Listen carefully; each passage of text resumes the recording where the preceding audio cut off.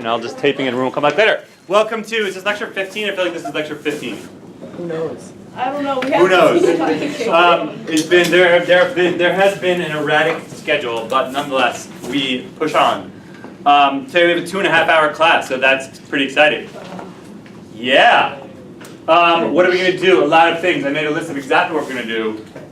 Wait, where? We're going to go over a lot of homework, and we're going to do 2 whole lessons back to back. And they build on each other, so that doesn't really work, but it's going to work. So, first up, there was a homework assignment last week before the test. There was a homework assignment all about implicit differentiation. In fact, wait, was this one of the classes that had to just watch a video on implicit differentiation? Is that correct? Yes. Yeah, but I thought it was like pretty straightforward and not such a hard concept. Do you agree? Well, I mean, It was a like, relatively. what was the difference between what we've been It doing? really wasn't a new thing. Exactly. That's the best kind of math. When someone tells you something, you're like, wait, I just knew this already. That means that you basically get things, and it's just a So why matter does of that common have to be sense. called implicit differentiation? Implicit differentiation is simply the process of like taking the derivative of y with respect to x, and then like getting dy dx, and then swinging the y over, which we had done already. For example, with all the inverse trig functions and stuff like that, that's all considered implicit differentiation. All right. Anyway, there was a homework assignment that I had initially said to do by Thursday, and then I think I like backed off, right? And like put a little footnote like, you kind of don't have to exactly necessarily have it done by Thursday. Can you like nod so I know what you're talking? So you know I know what I'm good. So this was page 171. It was a bunch of problems, and a few of them were sort of hard. So we should go over them right now.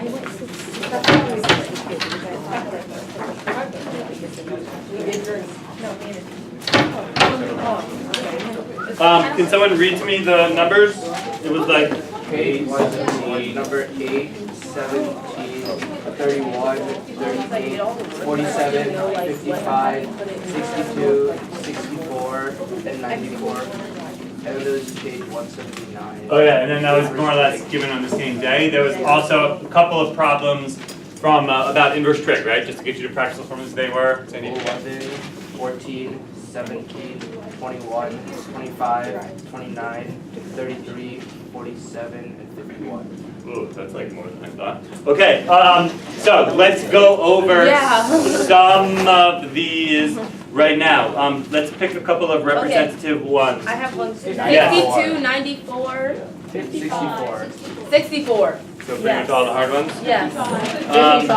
But I think 55 is also worth talking about, as is one of the problems where they make you do a, oh yeah, that was 64. Should we do one easy one? Or something-ish easy? 36, 17 maybe, or something? Or like not even? Should we do 17? Sure. Okay, cool. Alright, so number 17 gave you the following equation. Y equals sine of xy. And then what we have to do is find dy dx. That's the goal. So basically, if we just take the derivative of both sides with respect to x, then we're going to be good, right? Say right or wrong? Right. Yeah. So if we take the derivative of both sides with respect to x, then we have to be kind of very careful with our chain rule. The derivative with respect to x of y is just dy dx. What is the derivative of sine of xy? Well, we're differentiating with respect to x, so we use the chain rule. Chain rule says that the derivative of the sine of something is the cosine of the something back inside for the derivative of the something. And so what's left over is the derivative of xy. Yeah?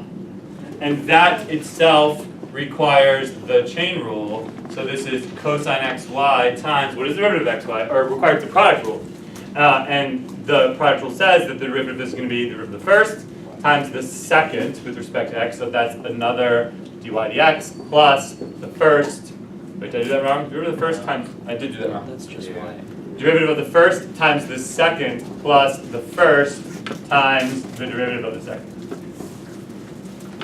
So that's all the calculus, and then at this point it's just algebra. So you have dy dx equals y times cosine xy plus x cosine xy times dy dx.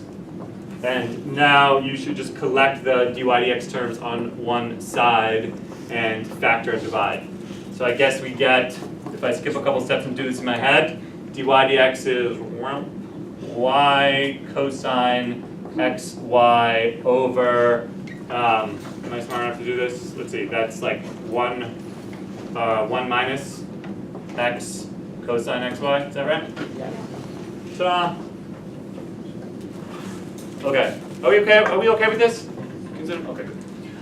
So that was 17. Let's do some other ones that were a little more intense. 55 started out straightforward, but they also asked you for the derivative of dy dx.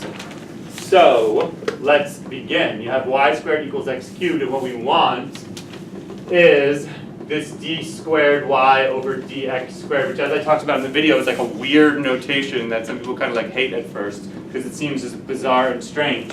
Don't overthink it. This just means the derivative with respect to x of dy dx. So in order to do that, we should find dy dx. Cool? Yeah. Okay, can you get that extension cord and also the well, we'll worry about this later, but we need to plug it in the camera. Eventually we'll run out of battery. Oh, okay. Anyway, so we take this and we differentiate both sides with respect to x. Okay, so I'll go a little fast now. The derivative with respect to x of y squared is 2y dy dx, and the derivative with respect to x of x cubed is 3x squared. Okay, so far this is looking pretty good. Dy dx is just 3x squared over 2y. So part 1 done. But what I want is d squared y dx squared. So in other words, what I want is the derivative with respect to x of dy dx. And in other words, we're just looking for the derivative with respect to x of 3x squared over 2y. Well, for that, I can just use the quotient rule. Probably, seems simplest. So the quotient rule says that this is derivative of the top times the bottom minus the top times the derivative of the bottom. And what is the derivative of 2y? Well, it's 2 dy dx. All over 2 the square of the bottom, so all over 4y squared. Good so far? And it seems, and now I do the obvious thing, which is, well, I have a formula for dy dx, so I can just plug in that formula right here. So if I plug in the formula, I'm going to get 12xy minus 6x squared times 3x squared over 2y, all over 4y squared. Follow so far? And this is really like mostly algebra. Calculus was all done in like just about one step. So can we simplify this a little bit? Yeah, I guess we can, right? This is 12xy. Well, actually, I suppose I should try to get a common denominator here. So I'll multiply this by y over y. Is everyone okay with that? So if I multiply by y over y, I'm going to get 12xy squared minus 9x to the fourth all over y, all over 4y squared. So this is 4y cubed. Using like advanced algebra 2 skills, is everyone all right with this? If not, there's a park going on down the hall. Just kidding. All right. So this is looking good, and I suspect that many of you stopped here and were puzzled because the back of the book seemed to just conjure out of nowhere a much smaller expression. Can I get some feedback? Is that what happened to you, Shivani? Did you get this? Did you figure out what the book was doing? Oh, watch this. Then you'll be impressed. We'll do a fancy move called factoring. And if we factor out a 3x, because just we can, then we are going to get 4y. Am I doing this right? Nope. No, yeah. Okay, I'm right. Yeah, 4y squared minus 3x cubed all over 4y cubed. And now, as also happened in the video, we can pull a fancy. And the fancy is that I know what y squared is. Y squared is just x cubed.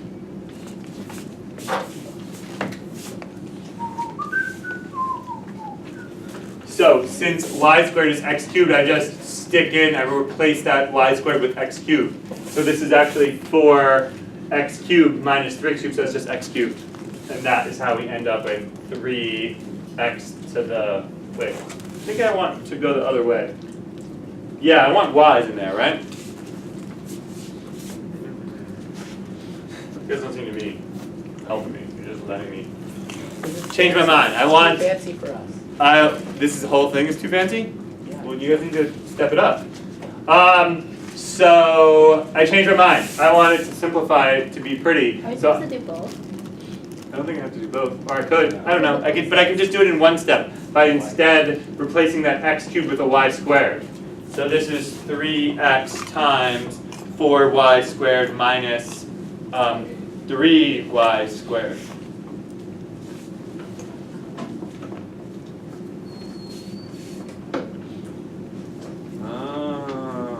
Okay, so that's just y squared up there. So now, since that's just y squared, that's going to cancel. And I'm going to get 3x over 4y. What do we have there? Just algebra. Alright. You good? I noticed you don't have your homework out. Why is that? Yeah. Okay, good. 55. More. Then there were 3 problems which are relatively difficult. What was 62? Oh yeah, this is exciting. 62. 2 circles of radius 4 are tangent to the graph of y squared equals 4x at the point 1, 2. Find the equations of these 2 circles. Okay, I think this is pretty hard. And I seem to recall there being a really fast way of doing this. It's really cool, and I may or may not stumble upon it. So r equals 4, and I have the equation y squared equals 4x, and there are 2 circles of radius 4 which are tangent to that graph. So the 2 circles, so the circles are tangent to this curve at the point 1, 2. And the question is, find the equations of these circles. All right, what should we do first? Draw a picture. Draw a picture, yeah. Anything else would be ridiculous. Can you move this backpack? So, what does y squared equals 4x look like? It's going to be a sideways parabola, so let's attempt to draw it semi-accurately. Let's see, when x is 1, y will be 2, or negative 2, so that's a thing. What's another nice number? I guess when x is 4, y is also 4. Do you agree? Yeah. Alright, that is basically good enough for me.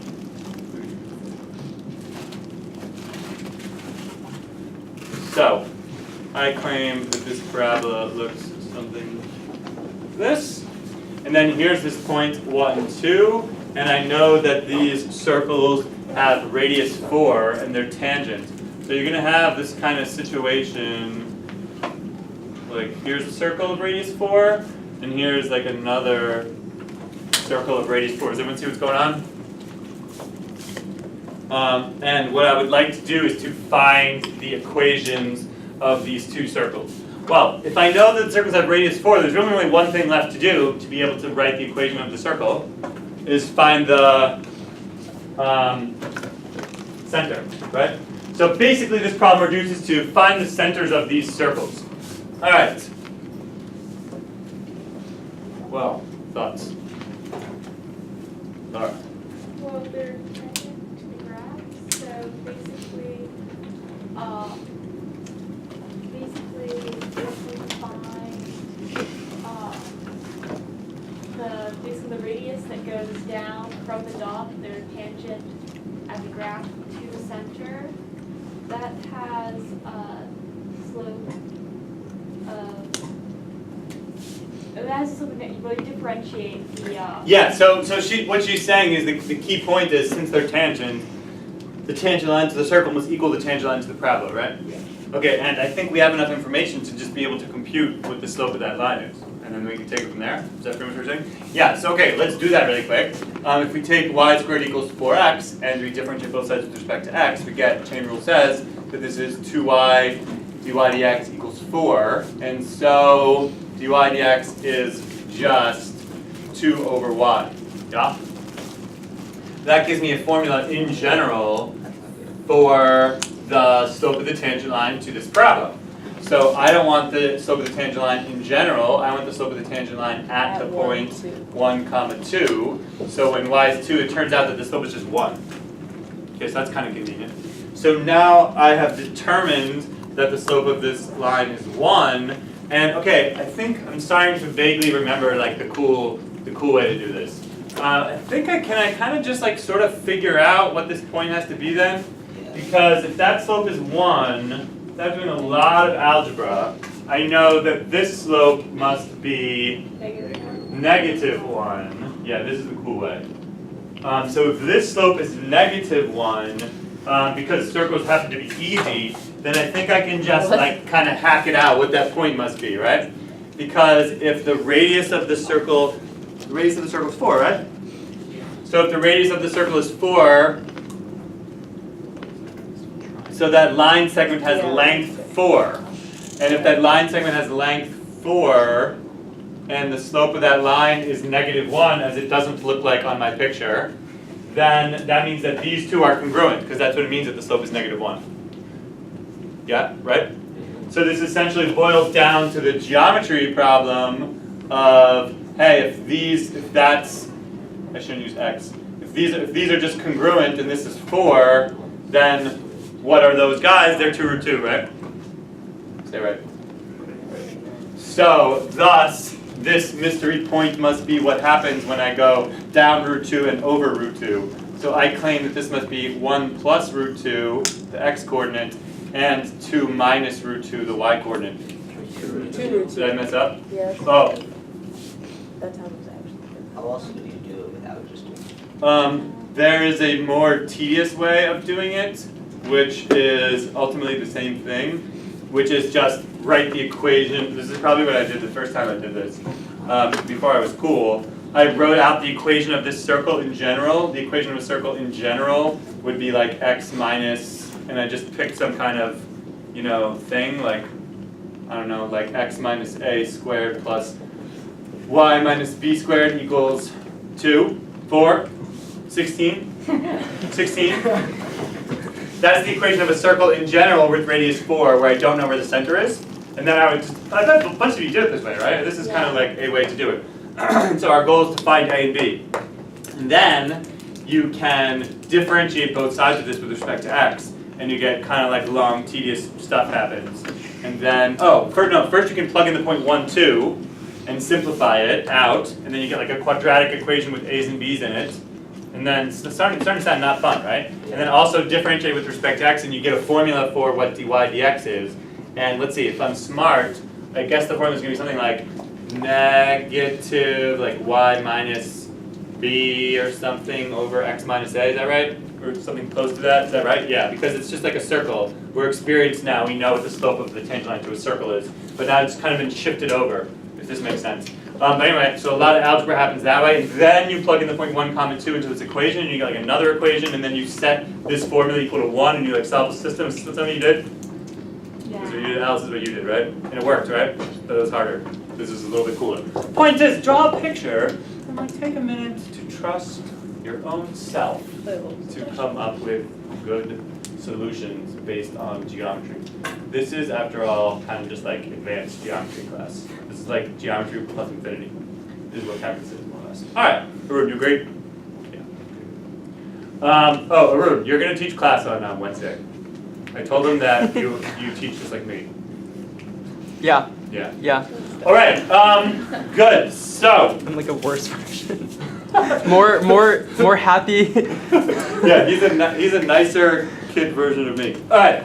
64 and 94. Let's kind of like try to wrap this up a little bit. 64 is actually an important kind of problem. Definitely there are, on the AP exam, there are bogs of problems like this. 64 says, take 4x squared plus y squared minus 8x plus 4y plus 4 equals 0. Okay, I feel like I've experienced enough to know. This is gonna be an ellipse pretty much, right? Yeah. We like know things about that. So this is gonna be an ellipse, and the question says find the points at which the graphs of the equation have a vertical or horizontal tangent line. Okay, well that's kind of funny because actually I don't need calculus for this. I could just complete the square, draw an ellipse, find the vertices and just do the thingies. Okay, but let's not, because, I don't know.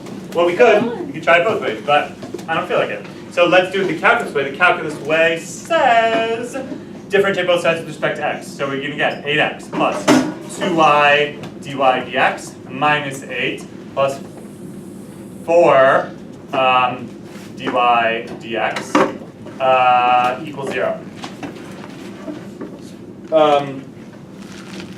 Thus I can solve for dy dx. dy dx is going to be 2y plus 4 Wait, is it equals... equal minus 4? Yeah, instead of 0 at the What happened? If- The last four. Yeah, the last. Shouldn't that be 0? Yeah, it's 0. What? You take the derivative. Derivative of 4 is 0. Oh, you didn't move it. Okay. I thought you were. You also just pick it up. I could, yeah. I thought you were like moving it over to the other side and taking the derivative of that side. Nope. I'm doing a couple things at once. Okay. I'm factoring out dy dx from the terms that have a dy dx, and then I was about to move other things over. And the other things I'm going to move over are, so it's going to be 8 minus 8x. I think I'm doing this right. So dy dx is just like that over that. So I will cancel the 2 out now. It's going to be 4 minus 4x over y plus 2. Do you agree? Someone back me up. Or you might have them like switch with negatives on top and bottom. Alright, cool. So having done that, now comes the actual thinking part of the question, which is find places on the graph. And that's what they mean when they say find the points such that. Find the places on the graph, in other words, ordered pairs, where the graph has a horizontal or vertical tangent line. Okay, let's do horizontal first. Well, we know that if there's a horizontal tangent line, then that's a place on the curve where the derivative is 0, right? So when is the derivative going to be 0? When it's going to be 0 when the numerator is 0. And when's the numerator 0?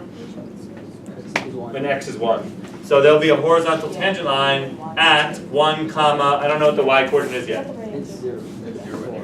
Okay, you guys are just doing everything for me, that's awesome. So, but I have to, do you guys see the multiple steps that are involved here? It's 1, take the derivative. 2, recognize when it's a horizontal tangent line, the derivative is 0. Then recognize that the derivative is 0 when this numerator is 0. Then realize that you have the x coordinate, but you need the y coordinate because I say so. So you have to plug 1 back into the equation. You all figure this out? That's good. Okay, so if you plug 1 back into this equation, you're going to get 4 plus y squared minus 8 plus 4y plus 4 equals 0. And now I have an equation in just one variable. Oh, and it's like a nice equation. It's just y squared plus 4y equals 0, right? Yeah. No. So this is just y plus 4 equals 0, and the answer is thus that y is either 0 or negative 4. So in other words, when x is 1, y is 0, and a different time when x is 1, y is negative 4. And for both of those points, the slope of the tangent line to the curve should be 0, and thus they're horizontal lines. Cool? Alright, and where is there a vertical tangent line? Well, there'll be a vertical tangent line when the derivative is like more or less infinity, right? And that will happen as the denominator goes to 0. So we're looking for, there'll be a more or less, the slope will be more or less infinity when y is negative 2. So this is when y is negative 2. And again, this comes with an associated algebra problem in which I must plug in y equals negative 2 and solve for x. So I get 4x squared, boldly assuming I can do the algebra in this tiny box, minus 8x minus 8 plus 4 equals 0. Okay, and it also kind of just works out really nice, right? 4x squared minus 8x equals 0. Divide both sides by 4, and that's x minus 1. So this happens when x is either 0 or... X minus 2. Oh yeah. Yes. Ta-da! Okay, last one. Is this helping? Last one, 94. This problem's a little hard. Wait, is this the, which one was this? Oh, this is the ellipse one. Oh yeah, this is exciting. Find the points at which the graph, oh no, this is not an ellipse. This is like some other, oh yeah, it is an ellipse. I take it back. Find equations of tangent lines. Oh yes, yes. Okay, so here we go. X squared over 4 plus y squared over 9 equals 1. this is an ellipse. By the way, suddenly you just know how to find tangent lines to ellipses. Like, that's pretty awesome. If you were in periods last semester, anyone but ninth period, you were there for the awesome discussion about kicking a kickball and it bouncing off someone's head like over and over and over again. Do you know Oh what my I'm talking god, yeah. about? And that involved Wait, drawing a tangent line to an ellipse and noting. So all those things are now suddenly like provable. Who did I use for the I example? don't think that's a word. I used you. Aw. Oh, I love you. All right. So what I would like to know are the equations of the tangent lines to this ellipse through the point 40. Okay, so this is just like a souped up version of that other problem that I kept deciding to do over and over and over again and give you a quiz on and then also put it on the test. Say that same problem. That just like every Right? like You know what I'm just talking about? came up in everything. Yep. So let's graph this ellipse first of all. I have those skills. Here is the ellipse. And then there's the point 40. It is over here. Okay. And now what I'm looking for are the equations of these lines. And it appears to be roughly there or so. And then the other one will be roughly there. Do you agree with what's going on? Alright, so I do not know what that point is. So I'm going to be a little bit smart about this for a minute. I think I'm going to call that point A, just A comma B. Okay. No?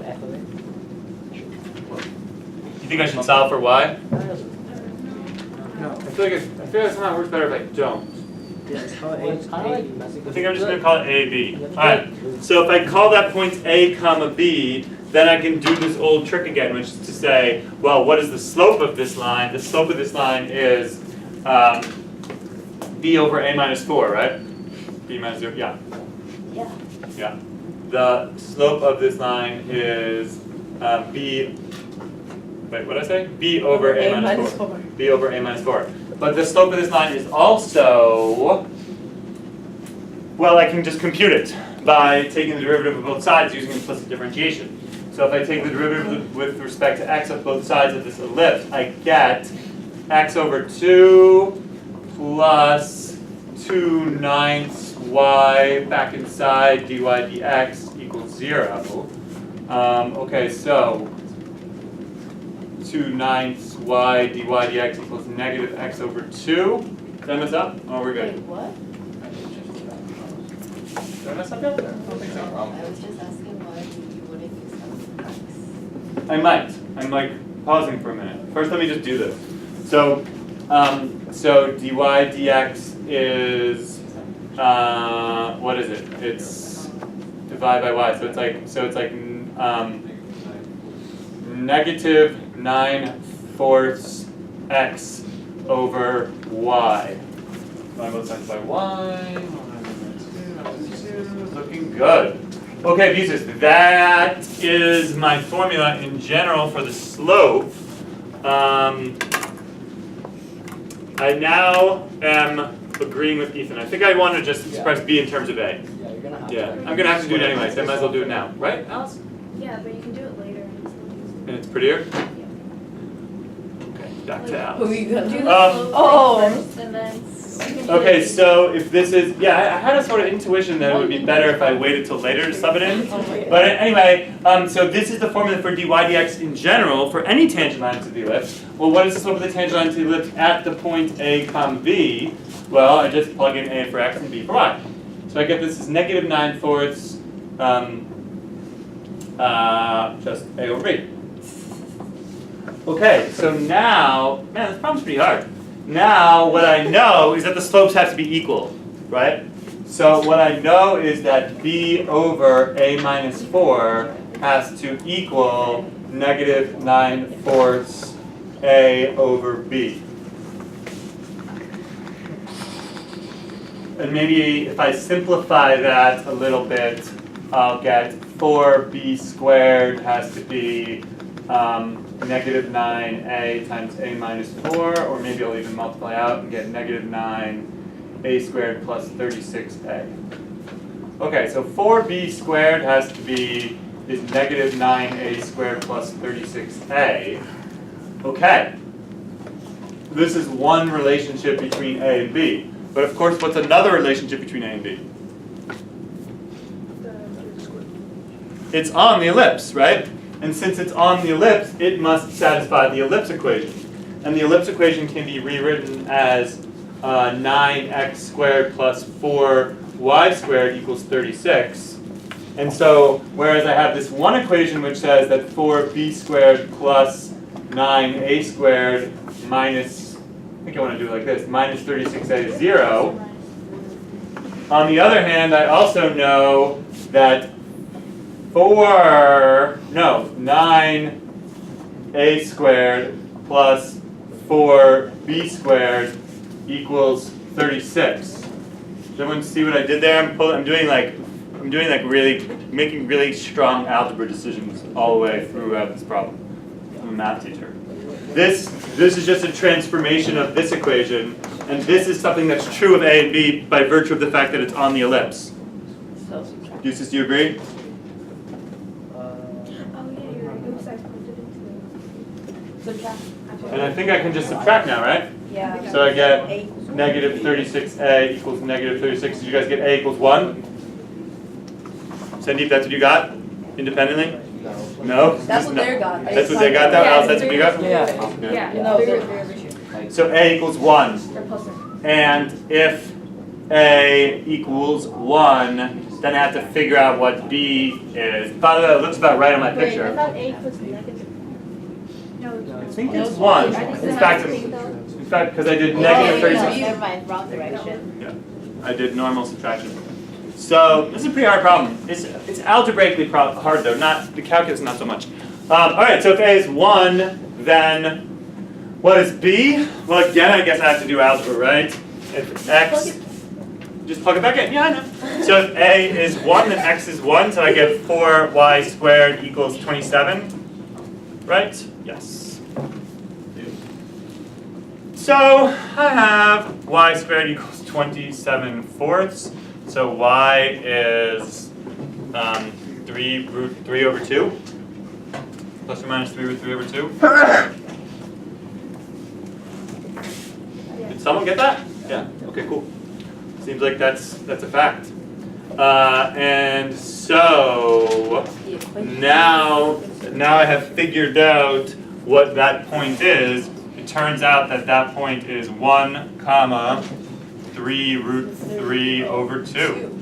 Yeah. And but maybe I didn't even need to do that actually, as it turns out. Because what I really need, well no, I did need to do that. Because now that I know what the A and B are, now I can figure out the slope of this line, which is 3 root 3, in other words B, over negative 3. Wow. In other words, negative root 3 is the slope of this line. And then the slope of this line must be, by symmetry, root 3. Did I mess something up? Negative over 3. Oh, I just lost it entirely.